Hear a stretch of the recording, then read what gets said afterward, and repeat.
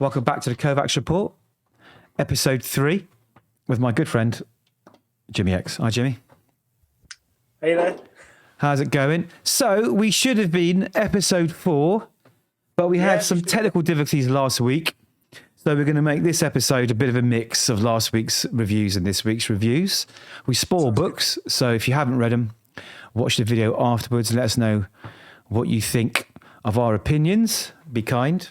We're going to get straight into it today with none other than Wolverine, Blood Hunt #1. Now, you know I absolutely hate Blood Hunt, so prove me wrong. Prove me wrong. Well, you know I feel the opposite about Blood Hunt, but we shall see. Okay, so Wolverine Blood Hunt issue 1 from Marvel, written by Tom Waltz and with art by Juan Jose Rip, with cover art by Ben Harvey, and that's a really awesome cover right there. Yeah, it's a nice cover. So yeah, Blood Hunt. Wolverine is in classic Wolverine fashion, drinking in a biker bar in California during the blackout. He's attacked by a bunch of National Guardsmen turned into vampires, and they're armed in the knowledge that his healing factor makes him immune to them. So they just try and cause him as much pain as possible, and they look to be trying to capture him for some reason. So he fights them off, trying to escape, but they hit him with an electromagnet and a heat ray, because these vampires are really tooled up for some reason. I was going to say last week we talked about Midnight Suns. They had an eldritch horror they were transporting through the desert, but that didn't make it into the video. Anyway, so yes, he gets hit by a heat ray, which, as you can imagine, Wolverine's quite uncomfortable, heating up his adamantium skeleton, searing and burning his claws and his bones inside his body. Nasty stuff. Luckily, he's rescued by Louise. Who's Louise, you might ask? I was going to say, who's Louise? Louise is a French vampire and former member of a holy order called the Night Guard. Now, she was introduced early in Benjamin Percy's run on the title, and Logan helped her control her vamp side by introducing her to Vamps of Otherworld, which is tied to Excalibur. It's a long story, which I'm not going to go into here. Thank God. So anyway, we flash back to Wolverine in Las Vegas at the start of the Vampocalypse. That's becoming a thing, isn't it? This Vampocalypse. It's only a few more months, Angelo. I'm sure you'll. Okay. Sure you'll cope. He's liaising with his friend FBI agent Jeff Bannister, who was also introduced in Percy's run, about the situation in New York. So back to present day. I know it's Whiplash, but there we go. Logan and Louise are attacked again, and in the middle of the battle, Logan receives a phone call that he assumes is Bannister phoning him, but no, it's his old frenemy Maverick from his Weapon X days, saying that he has joined with the Vamps as humans and mutants have had their shot at ruling the Earth, and if you can't beat them, join them, and he needs Wolverine to recruit to their cause. This is a 3-issue miniseries. I was hoping it was a one-shot. It was not. Welcome to the I Don't Like Blood Hunt Club. So no good, not recommendable. No. I mean, I wanted more. I wanted a full story. Would have been nice, but I've heard a lot about Tom Waltz, and I've heard he's a really, really good writer. But I didn't see it from this issue, unfortunately. Okay. Okay. Well, again, another Blood Hunt letdown. Yeah. Let's move on. Dark Horse, Beyond the Pale #1. So this is a new horror book. It's a 4-issue story, and it follows black female war correspondent Hetta Sawyer, who's investigating the disappearance of a number of black soldiers during the Vietnam War. There's this weird disparity where lots of black soldiers are going missing from this camp, but not white soldiers. So she's going over there to investigate and find out what the story is. So alongside some replacement grunts, she's traveling on a helicopter from Saigon to this fire base Tartarus, which is an American army base located just outside the fringe of the Vietnamese jungle. During the flight, they get radioed to go rescue some other grunts. And they're like, no, we've got direct orders. We've got to take you straight to the camp. But she convinces them to go. So they go there. Of course, they get shot up. One of the guys dies, and she feels a bit, responsible, because if she hadn't forced him to go there, he might still be alive. But if they hadn't have gone, then they might all be dead. So, that's how they introduce what's going on here. As soon as they arrive at the camp commander makes it very clear that she is not welcome. She starts interviewing lots of the soldiers, and some are nice, but majority of them don't want to hear, and they're obviously hiding something. They obviously know something weird's going on, and they don't want to talk to her. The book tries really, really hard to channel Full Metal Jacket and Apocalypse Now, you know, and it's at the expense of some really typical and predictable dialogue and over characterizations of the soldiers. You know, they're either hungry for war or they're just sort of like all fucked up in the head because of the horrors of war. And it just feels like they've gone on and copied the dialogue from one of the films, you know. Okay, that would sound really cool. That's what a Vietnamese soldier would say. Anyway, some of the soldiers are guarded, like I say, keeping secrets. But something is out there. They're implying there's something out there. But we only really see 2 panels out of the whole book, near the end of the book, of some little weird flying creature which kills one of the soldiers. It's an incredibly slow burn. The whole first issue really revolves around building Heta, the character. And there's very little to hook me in there. Okay, I saw a winged creature. Great. But 2 panels out of a whole... Yeah, I mean, 2 panels out of a whole comic book for a horror comic, that's a bit too slow when you've got 4 issues. So for me, super disappointing. Not sure where it's going to go. It's going to need to speed up. And it wasn't for me, unfortunately. A bit sad. I didn't really like the art either. Sorry, Thomas Ayera. I didn't like your art. Moving on to Space Ghost, number 2. Yeah. Space Ghost issue 2 from Dynamite, written by David Pepose, with art by Jonathan Lau and a cover by Francisco Martina. Okay, so as we know, in the first episode I reviewed Space Ghost issue 1. I loved it, and I said I'd pick up the next one, and here we are. I picked up the next one. So it opens with a flashback to Space Ghost before he was Space Ghost, when he was called Dax on planet Vector. And he's discovering that his wife and child have unfortunately died due to a cosmic disaster that decimated their home planet. Mm. His last conversation is ringing out with him over a smashed vid screen as he searches the wreckage for them. So last issue saw Space Ghost rescuing Jan, Jason Blip, the genetically engineered monkey experiment, from a science outpost after mercenaries killed their father and tried to steal his research.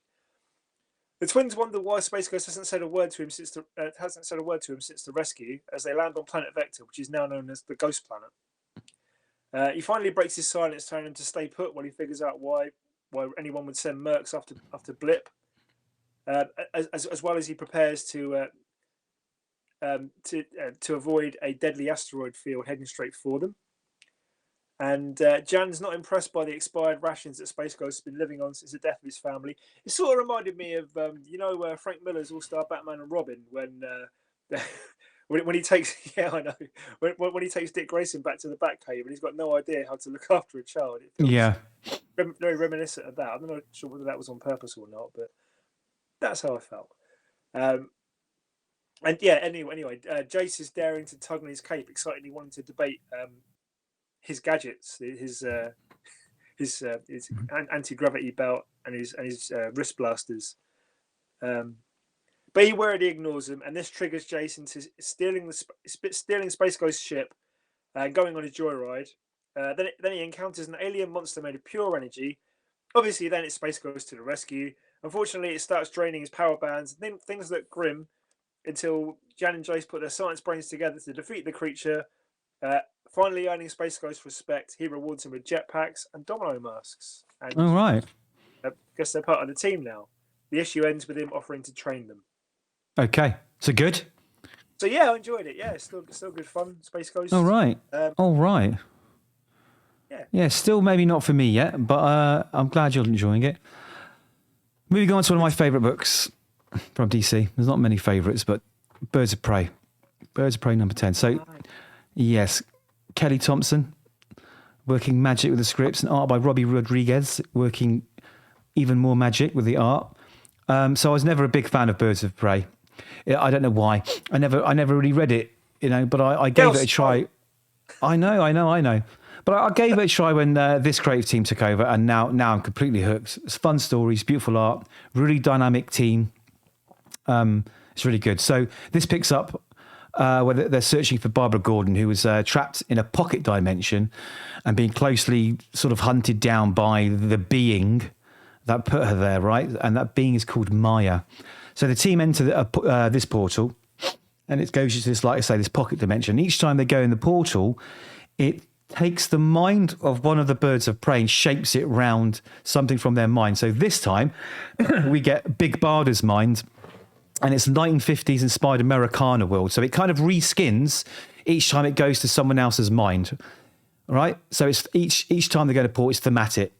Anyway, as a side note, Robbie Rodriguez's art is really, really complimented by Gavin Guidet, I think is how you pronounce his name, for the Mindscape scenes, because they switch the art up when they do these like Mindscape scenes. Really, really cool. So in this particular pocket dimension, they mention the gun-toting Seller and her huge wolf-like companion Poe, and she wants to help the birds of prey.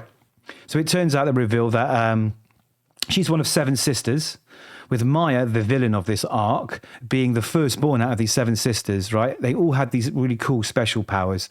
And then Maya started killing them one by one to absorb their powers. So she's a big bad. She's the big bad here. So Scarlett is the last of these sisters that's alive. She also wants to kill the birds of prey, because apparently in the future, specifically Barbara Gordon actually kills the mother of all these girls, right? And she's also the villain. The mother was actually the villain, the Velvet Tiger, apparently. Anyway, as soon as they get into the portal and they meet Seller, Big Barda collapses on some kind of sickness, so she's being affected by the big bad being, right? And as the plot unfolds, they try and figure out what we're going to do, how we're going to save her.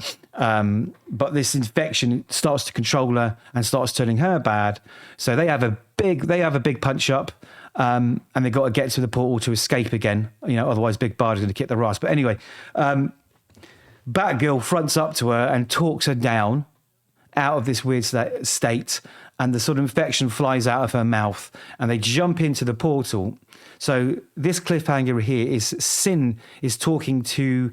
So she has this being trapped in her head from the first arc, the goddess of vengeance, Megara. So they're sharing her mind. So she's controlling Megara. Megara before was trying to kill her. So she's bad, but it's a bit like Venom and the symbiote, right? So they're jumping into this next portal, and it's implying like, okay, when we go for this next portal, whose mind is it going to shape the world round? So it's like, it's going to be a fucked up world from Megara, or is it going to be Sin's world? So another great issue. Continues to build this camaraderie with the team. Beautiful art. Highly recommend it to anyone, even if you weren't a Birds of Prey fan. Loved it. Just looks good. I mean, look at that cover. That art looks so good. It's got that whole sort of 60s Marvel and DC, obviously, feel to it. You know what I mean? I love it. Yeah. You need to get back into Birds of Prey, I've got to say. Do it. Jump on her arcs. They're great. So, one of yours, Teenage Mutant Ninja Turtles Alpha. Is it a number 1 or one shot? What is this? Yeah, this is a one shot. It's Teenage Mutant Ninja Turtles Alpha issue 1, published by IDW, written by Jason Aaron and Tom Waltz, art by Gavin Smith and Chris Burnham, with cover art by Chris Burnham.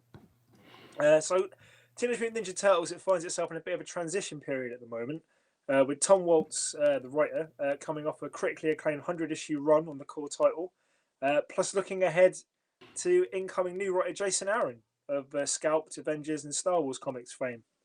So this is a one-shot, both recovering from the aftermath of the Turtles' battle with Armageddon and teasing the future of TMNT to come. The first story, written by Jason Aaron, is A Long Way From Home. So we start in the American Deep South, a shonky-looking place, Sunshine Safari Park, offering the same kind of safari that you hear about big game hunters doing in Africa. Yeah, really shady stuff. Offering 5 minutes in the pen of these creatures, no refunds. The creatures turn out to be mutants, anthropomorphic animals mutated by the TGRI Corporation. Of course. We see a mutant otter, a mutant panda, a mutant possum, and so on, and they all look really bad shape. So the client asked for the best fighter, who turns out to be a beaten, bandaged, and dishevelled Donatello, whose inner monologue informs us that he doesn't remember much from before, but he knows his name and who he is. So he immediately takes out the client with one swing of a broom, breaking it over his head, and then trying to make a valiant escape before being overcome by the guards. They've got weapons, they've got cattle prods, they subdue him, and they drag him back to his cell. Triumphantly, he reveals that he stole one of the guards' Subway sandwiches, which he passes around to his fellow starving prisoners, taking it upon himself to look after his weaker brethren. Oh, good turtle.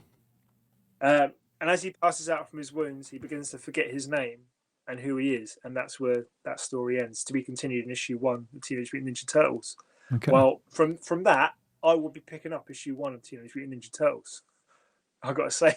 It's a good little introduction, is it? Yeah. So when you say it's a prelude to Teenage Mutant Ninja Turtles #1, you mean the new series that's coming? Yes. Right, not a prelude to the original run back from the 80s. No, okay, I no. gotcha. No, it's a relaunch that's coming in, I think, July. Yeah. Nice. And so the second story is Mutant Island, written by Tom Waltz, who is the veteran of Teenage Mutant Ninja Turtles. He also wrote the critically acclaimed The Last Ronin, which is being made into a major motion picture. Yeah, it's huge, isn't it? Good on him there. Yeah, exactly. I've not had a chance to read it, but I will check it out. Right, so this takes it back to the Mirage comics. There's a mutated cat called Old Hob, and he's the guardian of an island of mutants. Not Krakoa. Think something else. Like a long island of mutants. And there's a female scientist who ends up being connected to the TGRIUs that created the Ninja Turtles and Splinter. And she's been trying to isolate the mutagen so it works on just certain body parts. A la Peter Parker in Amazing Spider-Man when he gave himself extra arms by mistake back in the 80s. Remember that.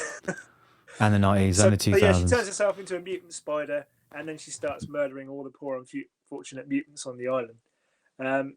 So Colonel Knight, another character from the core title, he came to the island in revenge for what one of Old Hob's mutants did to his wife.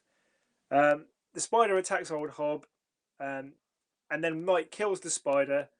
And at the end, which I was really interested in, the Mighty Mutanimals return.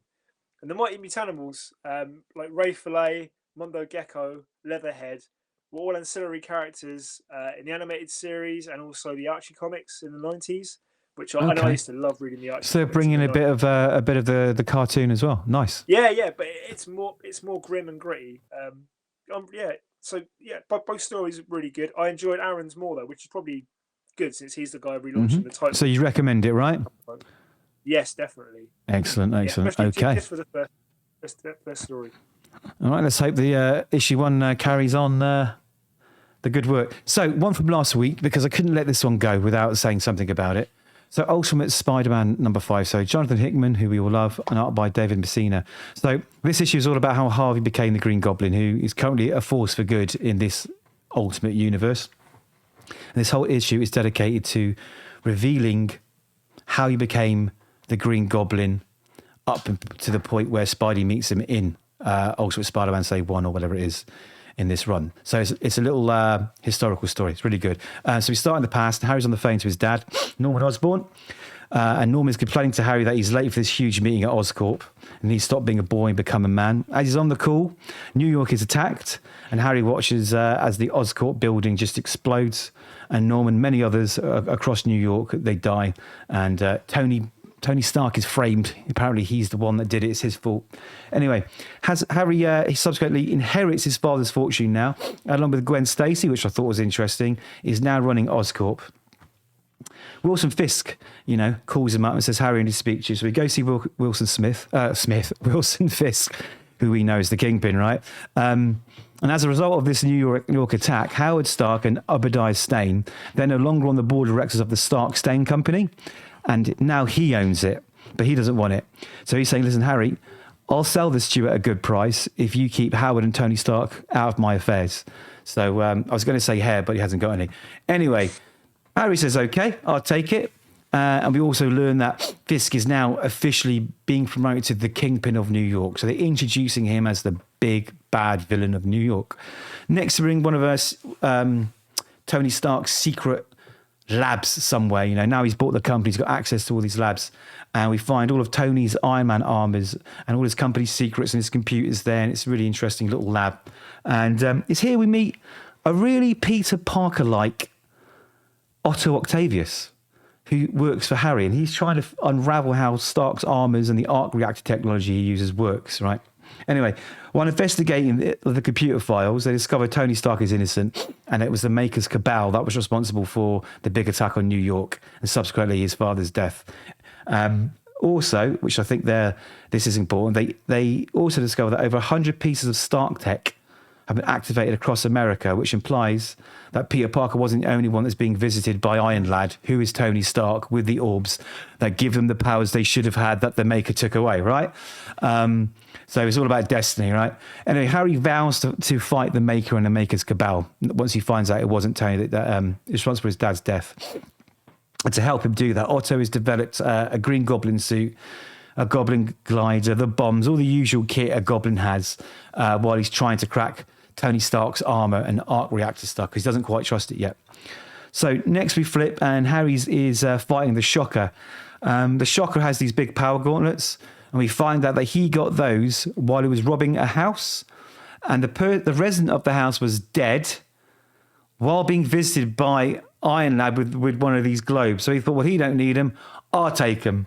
So that implies to Harry that Tony Stark must actually still be alive, which is a big reveal to Harry. So the issue ends in a room where Harry is torturing Bullseye, which I thought was brilliant. And I'm hoping this hints at sort of more darker Harry to come out. I know they do it every time, every Goblin, but like it's got to be done in this case, right? But the thing is, as he's doing this, he utters these immortal words at the end of the issue, which is, am I a hero or something else? I guess we're about to find out. So this is what's hooking me, to the next issue to find out what does happen to him. Is he going to do something different? Is Hickman going to do what everyone else does? I hope not. I hope he does something like even more interesting. Anyway, solid issue. Adds momentum to a already great Ultimate book. I think the best of all of the Ultimate books right now. And coincidentally, he's been introducing all these classic Spidey villains, which obviously and hopefully are going to make up an Ultimate Sinister Six. We might see a showdown, fingers crossed, might see a showdown with them. I'm looking forward to what Hickman's doing. If you're a Spidey fan, read it. It is the best Ultimates book out there on the market at the moment. It's amazing. Yeah, I didn't think I was going to be that excited by it, but this issue, I know there was no Spidey in it. It got me this excited. Yeah, fantastic. Yeah, I know you're reading it soon, you enjoyed it. But moving on to other books, Drawing Blood #2. So I didn't like #1, but you've picked it up now. So what are your thoughts? No, yeah, I'm really enjoying it. I really like it. Drawing Blood #2, published by Image, written by Kevin Eastman and David Avallone, art by Kevin Eastman, Ben Bishop and Troy Little, with cover art by Kevin Eastman. So Drawing Blood is Kevin Eastman's semi-biographical story of a cartoonist and franchise co-creator Shane Bookman, as he deals with the loss of a friend and creative partner, has dealings with the Lithuanian mob, and basically snorts and pisses all his money away as the creator of a Teenage Mutant Ninja Turtles-esque, radically rearranged Ronin ragdolls. Stan Lee would love that alliteration. You can't say he wouldn't. No. Which is an overnight comic book, TV, movie, lunchbox, plush toys selling sensation. Shane is also trying to fund his passion project, a Broadway musical adaptation of the classic movie Metropolis, while avoiding said mob and fighting creative block. The action picks up in issue 2 with him being saved by the Lithuanian mob by a film crew that he forgot he agreed to let shadow him at a documentary while he was drunk at a Comic-Con. My God, it just gets worse from issue 1. Broadway accidents, a la Spider-Man, Turn Off the Dark, auditioning singers, but apparently there are too many female singers who just want to sing Disney ballads at their auditions in Broadway, and consulting on a RRRR movie intercut with Eastman Teenage Mutant Ninja Turtles inspired art, evoking the scratchy indie punk charm of the early comics that he wrote. Issue 2 ends with a hallucinatory sequence in a sushi bar where he's berated by his creations for selling out, and then wakes up only to find he's arriving at his creative partner's funeral. Really. You're going to say you liked it, right? It's fun. It's fun. It's a different story. I like it. Okay. Does it sort of capture Eastman's heyday, or is it a bit of a pale imitation? Because I really, really, really struggled to get through issue 1. I thought issue 1 was fantastic, especially the part where he's trying to get away from the mob. So he grabs a dumpster like you see in every movie and tries to fling it in their way, only to find out it's heavier than he expected and just gets pasted. Oh man. Okay. Not for me, I'm afraid. And that art just. All right. Well, you stick with it. Let me know if it gets where it goes. Back to Ultimates. Now, this book, written by Denise Camp, with art by Juan Jose Reap. I think that's how you pronounce his name. I've probably got it wrong. Probably butchered it. So this is one of the big Ultimate books, right? I mean, it's the Avengers. I've been looking forward to this more than absolutely any of the books. You know, I thought Spider-Man was going to suck, but it's amazing. I'm not too fond of the other ones. But let's get into it, right? So to set the scene, as you know, the makers used time travel, and he's gone around and he stopped certain people from becoming the superheroes they were going to be, right? He set up the Makers Council to rule from the shadows. And Iron Man has teamed up with Doom, who's actually Reed Richards. So he's actually dressed in Doom's garb. Captain America, Thor, and Sif to try and make things right. However, as we know already, the council attacked New York. So Tony and his allies had to escape with their lives and hide out and considered terrorists. So that's the sort of backstory to this Ultimates thing that's going through all the books. So this issue starts with Tony Stark and Reed Richards, Doom, as they try to figure out how to go back in time and give people their superpowers, which is where these globes have been showing up in the other books, right? So their plan fails, as most people either ignored it or just couldn't control the power that they were given. And as a result, some of them were dying. So they decided to go to plan B, and he's wrestling with the fact that their actions have caused people's deaths along the way. But here's where it gets really bad. I mean, it goes from bad to worse. The dialogue's awful. The art is just not great. So we meet up with a non-powered Hank and Janet Van Dyne, right? And they're working as bug exterminators. Yeah, I know. Sigh. So remember, they don't have powers yet. So they're out on this call, that this restaurant or something, and this guy's got a problem with some infestation. They go down, they find out it's a little monoids family, like I think mole man people. And in this universe, it's actually legal to kill them because they're considered vermin. But they were like, no, we're not killing something like that. We're not doing this. So we're off. And so they drive off. And also, as a side note, Hank's been having nightmares about ants talking to him. Anyway, as they're driving off, Tony and the team beam in, right? They beam in and stop the van. They appear in the sky and try and convince both of them to use the magic orbs, right? Janet instantly goes, yeah, hell yeah, I'm doing this. Boom, becomes the Wasp. And we find that Hank's actually got an orb 6 months ago and has been wrestling whether or not to, take on the mantle of the hero. So I mean, I don't even know I'm saying this. So while they're discussing this, Captain Britain appears with his gang of bad guys, speaking in a French accent, like this, monsieur, like this, and a big fight, kicks off.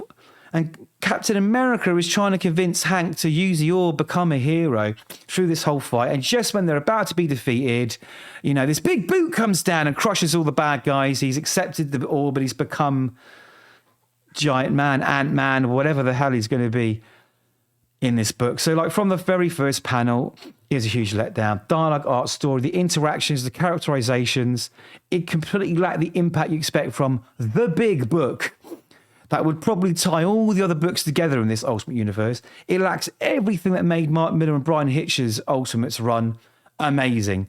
And I cannot recommend this to anyone. I absolutely hated it. And I feel bad that I'm knowing that I've got to read the rest of it if I want to know really what's going on with all the other books. And I don't know, mate. It's awful. You give it a go. Even the cover art isn't great. That's insane, man. It's really sad. I mean, you might like it, but give it a go. Give it a go and let me know. And you guys out there, let us know what you think too. I need to move on to something I know that Jim is going to love. And I am going to say you have 5 minutes. Otherwise, this will be a 6-hour video. Scarlett, #1, breaking all sales records through history of comics. Any good? Yeah, it's broken loads of records. It's been selling through the wazoo. Yes, it was very good. So Scarlett issue 1. published by Image and Skybound, a part of their Energon universe line. Written by Birds of Prey's Kelly Thompson, with art by Marco Ferrari and cover art also by Marco Ferrari. Marco Ferrari's got an art style which is reminiscent of Phil Noto. Yes, definitely. Yeah. Yeah. Phil Moto's a little bit more refined with his lines and cleaner, but it definitely does have echoes of that, yeah. Yeah. Monaco. It's Spy Tropes Ahoy, as Scarlett in full diving gear emerges from the water, changing into an evening dress, infiltrating an auction/human trafficking ring. Handler tells her to observe, not engage, but she lies to him while still wiping the floor with all the bad guys. So freaking cool.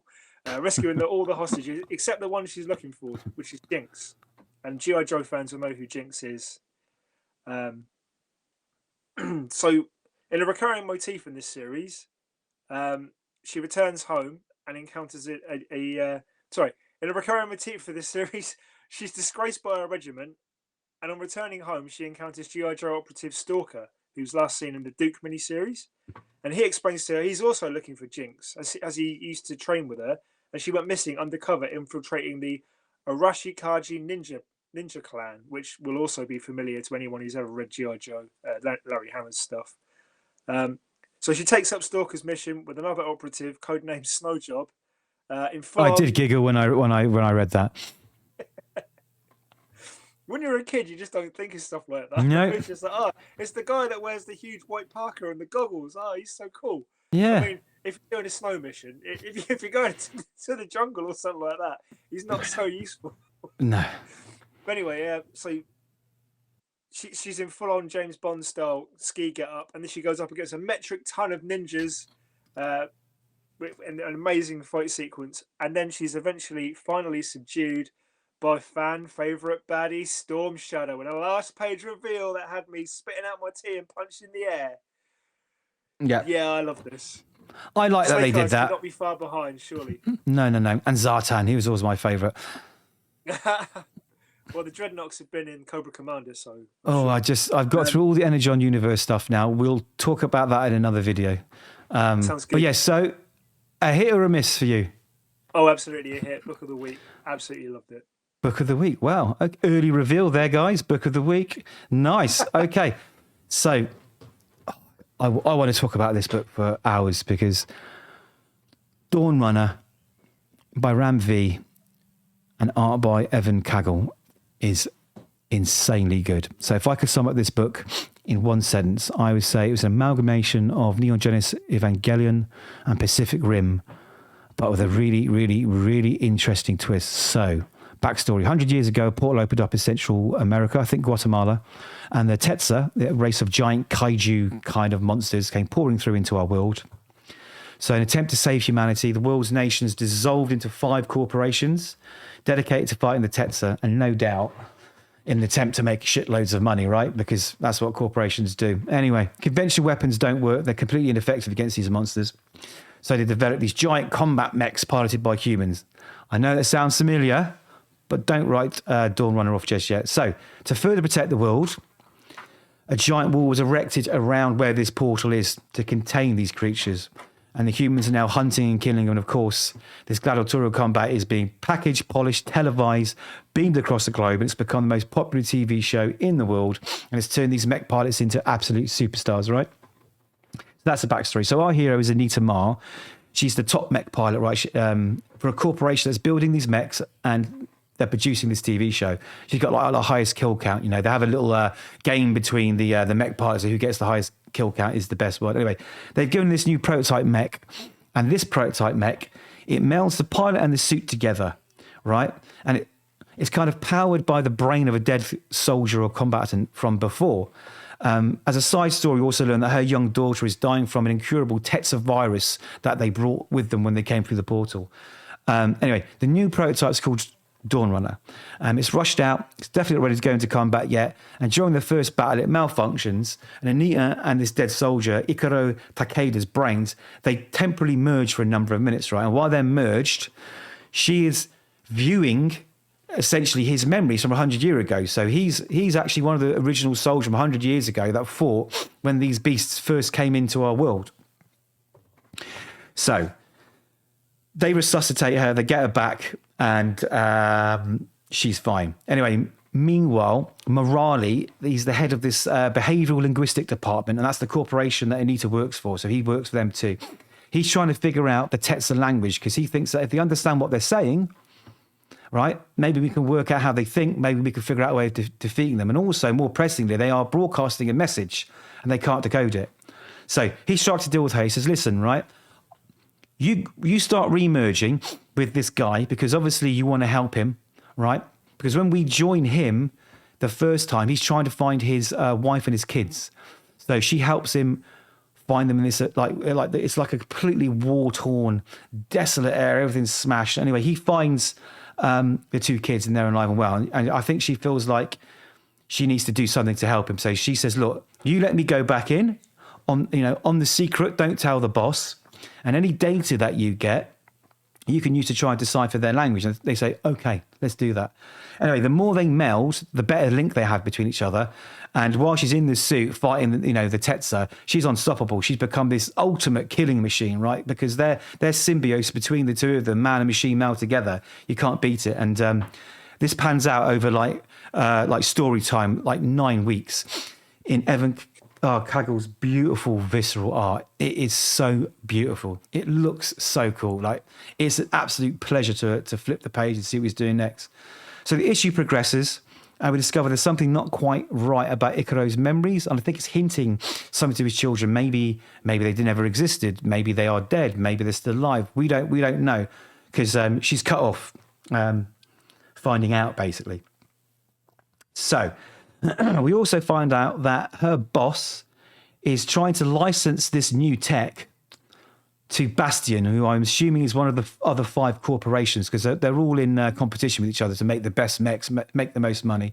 And also, sadly, that her daughter's conditions got even worse, it's super critical, and she could die. So it's quite heavy. But, however, that's not all, right? So this issue ends with a huge, huge cliffhanger, right? They've decoded the message that Tetsu have been broadcasting, and it simply says, help, right? And they tell us this as they spin to the last page, where we're greeted with like the horizon, the wall, and this giant portal, and this huge thing coming out of the portal, filling the sky. It just looks amazing. It's like, what is it, right? It's super sharp dialogue, great characters. You care about them. Absolutely beautiful art. If I haven't said that already, I think it's one of the best books in the last decade. And I honestly can't wait to the next issue. It's blown my mind. I love it. As you guessed, my book of the week. It's super cool. You should read it. Everyone should read it. Please, please, please read it. Support it. It's so good. So good. So let's take a quick look at what to expect next week. What are you looking forward to, Jim? Well, 2 of my favourite things, Angelo. Transformers number 9, by any chance? Transformers and Blood Hunt. Blood Hunt number 3. Okay. Yeah. I will read that purely so I can shit all over it, because it's that bad. Me, I'm not sure it'll give you opportunity. I'm not sure what I'm looking forward to. They've got this new sort of Gotham by Gaslight spin-off, the Kryptonian Age. It sounds interesting. I like the original Gotham Gaslight, obviously, because it's Mike Mignola, but this is Andy Diggle, so I'm hoping it'd be cool. Ooh, okay. Yeah. There's a couple of new number 1s. Into on Being Unlawful, and Scarlet Witch number 1 with Steve Orlando, but I don't know. I think the Batman book I'm looking forward to most. And that's it. Let us know what you think. Like, subscribe, share, tell everybody about us. Hopefully we'll get better and iron out these technical difficulties and we'll actually get the show out each week. So goodbye from me. Say goodbye, Jim. Bye-bye. Nice.